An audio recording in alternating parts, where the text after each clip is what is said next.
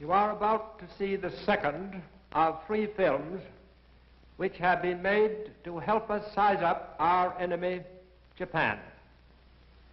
To beat the Japanese and to do the job thoroughly, we have got to understand them thoroughly. The Japanese are not easy to know. I've lived among them for 10 years. And I can testify that they are as different from ourselves as any people on this planet. The real difference is in their minds. You cannot measure Japanese sense of logic by any Western yardstick. Their weapons are modern. Their thinking is 2,000 years out of date.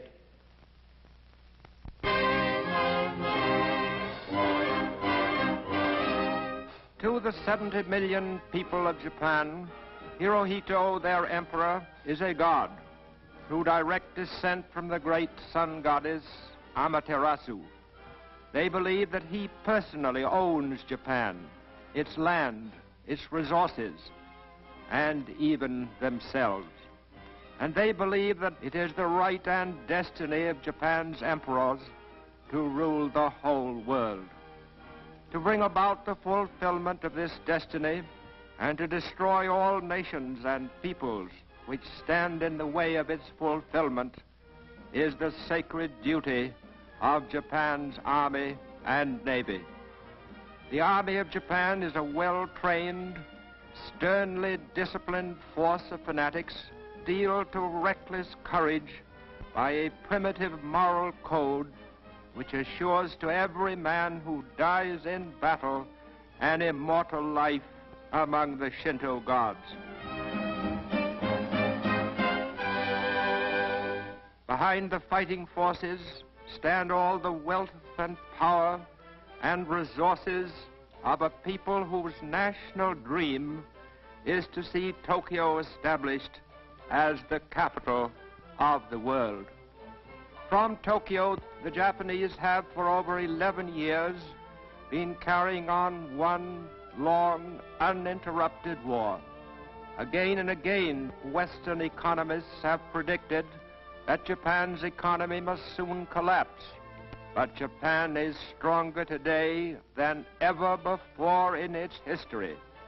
An adaptable people, the Japanese have made good use of the inventions and conveniences of the Western world, which might fit in with the plan for world conquest, which is their national obsession. Non-essential industries in Japan have been all but wiped out, for the empire has recognized but one need, the need for the materials of war.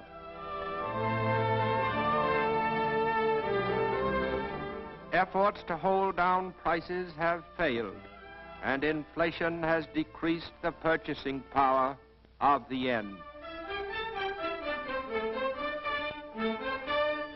Japan's gold supply is carefully hoarded, no longer forms a basis for her money, but Tokyo's bankers see their turn coming later, when Japan begins exploiting the lands it has conquered.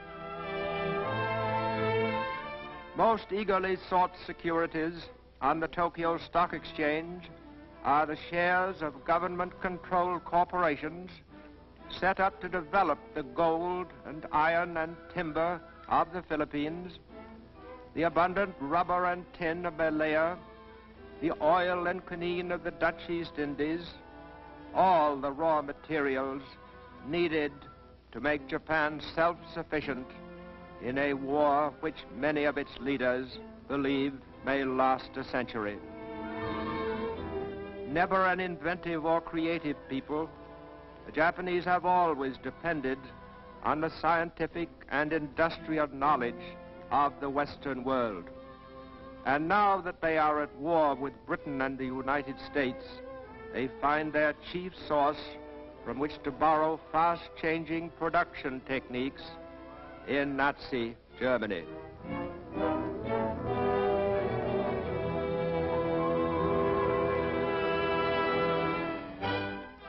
In the theaters of Japan, Nazi methods of propaganda are also copied to good effect.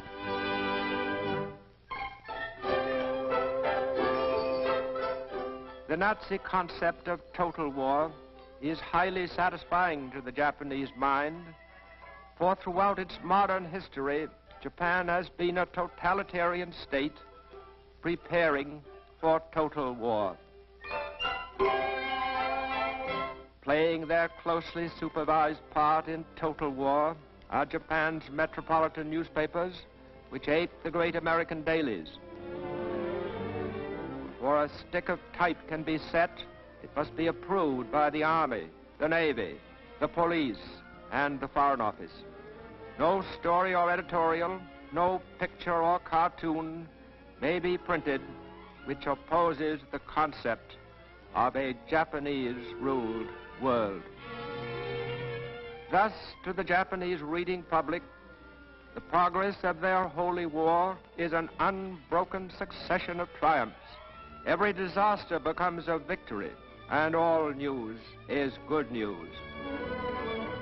For every channel of public information is being used to impress upon Japan's people that the war is proceeding according to a divinely guided plan, and that the people's part is merely to double and redouble their sacrifices on behalf of the emperor and of their sons and fathers away at the front.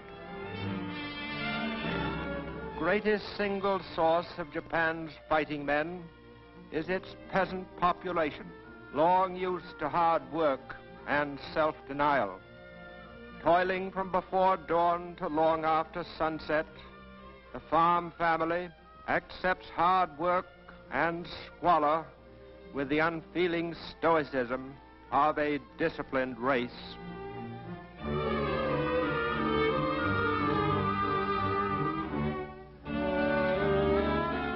Homes are crudely built with a framework of wooden beams and walls of mud and chopped straw. In these huts, Japan's peasants have for generations raised sons to fight for their emperor. There are few luxury crops in Japan today. Practically everything has been replaced by crops which give the greatest nourishment. All grain and rice belong to the state. The whole crop is bought by the government at a price just high enough to keep the peasant alive and working.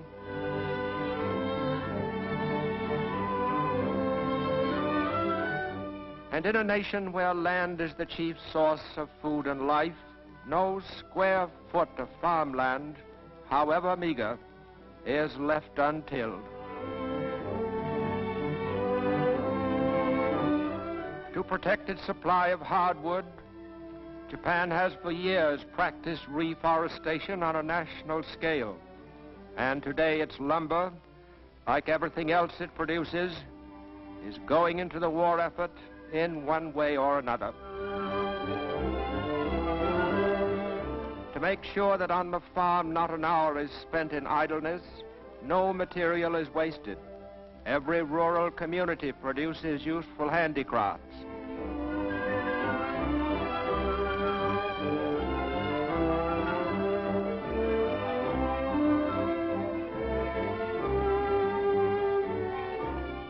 In the towns and villages, home industry is also the rule, and in these homes lies much of Japan's industrial strength. With each home a miniature factory, the nation's total production is almost beyond estimate.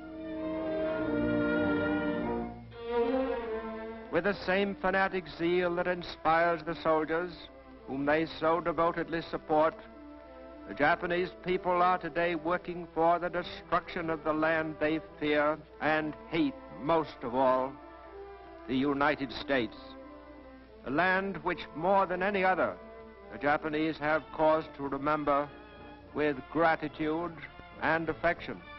For when in 1923 Japan was racked and broken by an earthquake, it was the United States which was first and most generous in giving aid. Into Tokyo and scores of other shattered and suffering cities poured millions of American dollars, shiploads of American supplies to save lives, to heal the injured, and to help rebuild Japan. Today, Japan's restored cities are filled with mills and factories turning out materials of war. In these factories, there is no shortage of labor. Farms and villages comes an endless supply of girls eager to contribute to the war effort for a year or two before they marry and begin bearing sons for the Army and Navy. Willing to work 14 hours a day for little more than room and board, they find factory meals of boiled rice, fish, and tea better fare than they had at home. Since nearly a decade before Pearl Harbor, Japan's heavy industry has been mobilized on a war footing. Its materials, machine tools, and workmen integrated into a long-range program to build up and maintain the Japanese war machine. To make up for shortages of strategic materials, it accumulated great stockpiles of raw materials by importing them from China, India, the Netherlands East Indies, and from Western nations.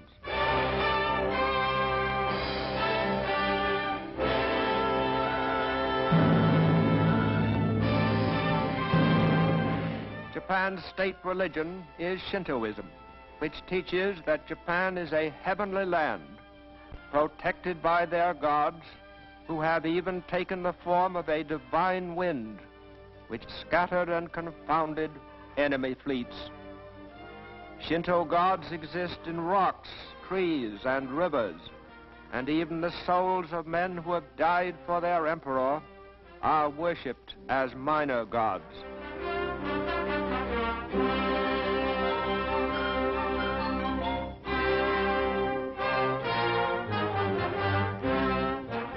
And in the immemorial fashion of these ancestors, they fortify with pageantry and savage symbolism their belief that innumerable and very fierce deities have destined them to be the conquerors of the world.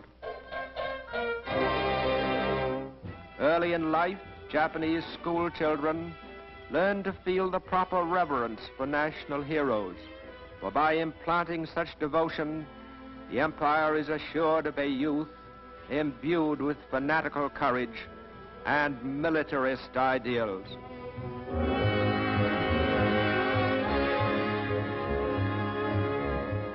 From infancy, Japanese children find their days strictly scheduled to the discipline of total war. In physical culture groups, they harden their bodies and learn the obedience to orders which will make them good warriors in later life.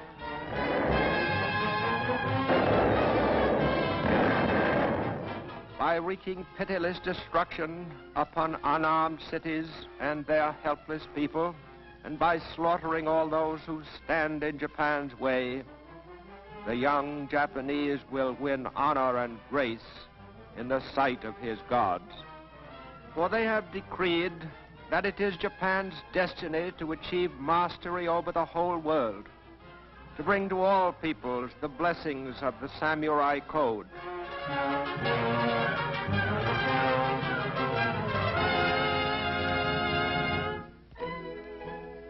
In learning to read and write the complex Japanese language, of more than 4,000 characters, there is stern discipline for the mind.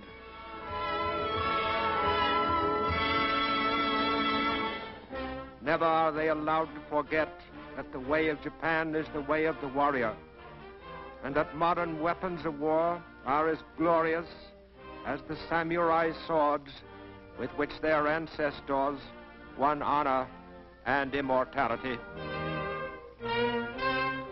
To the Japanese child, these are not mere planes and ships, but symbols of the conquering might of his august emperor.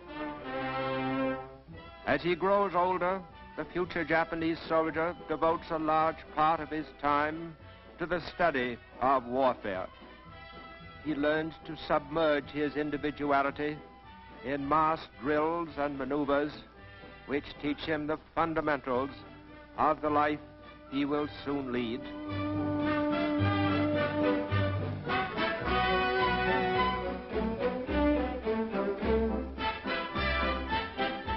He is taught how to handle a rifle under a drill master who is both able and severe.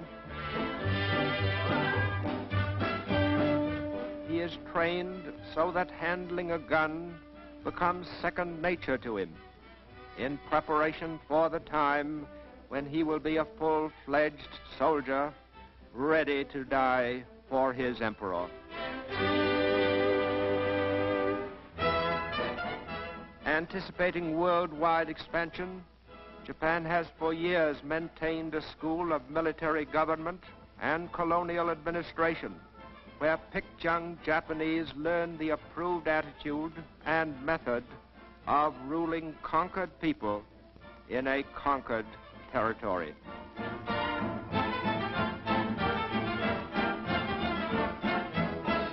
The emperor's future Gauleiters lead a Spartan existence, become used to the simple rations which must be their lot until the day of final victory.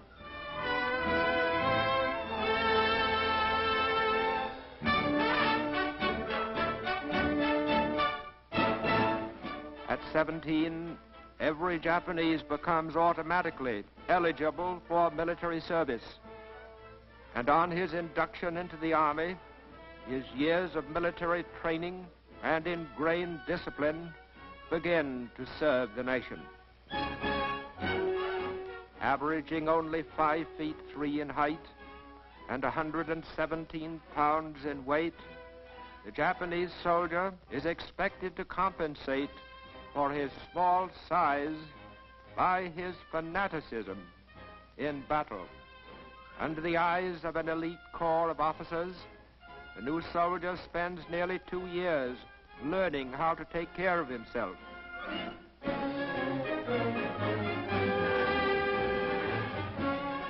And it is a matter of pride with each Japanese soldier that he conform to the accepted pattern.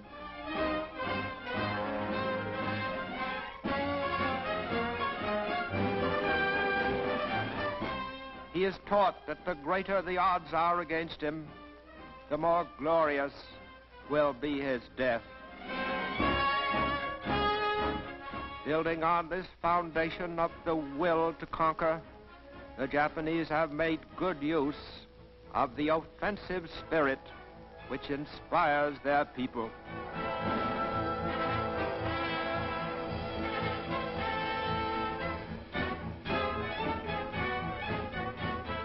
Today, they believe themselves well on the way to realizing their imperial dream, the dream of uniting all mankind into one worldwide household with Japan at its head.